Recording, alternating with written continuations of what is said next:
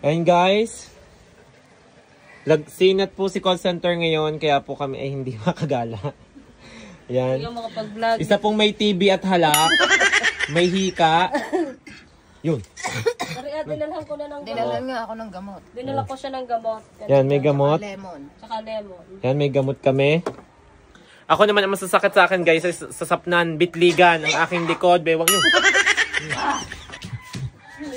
Yak! Iko. Ano? Nasa bugang iko pag naubo. Ayun guys, ingat tayo ngayon sa panahon at talagang uso ang sakit, lagnat, sipon, ubo. Yan, kaya mag-ingat. May pusa ang... Dami ko nang ininom na gamot eh. May pusa ang lalamunan. Mag-ingat kayo sa pag-inom ng gamot. May pusa ang lalamunan. Baka masira din ang kidney.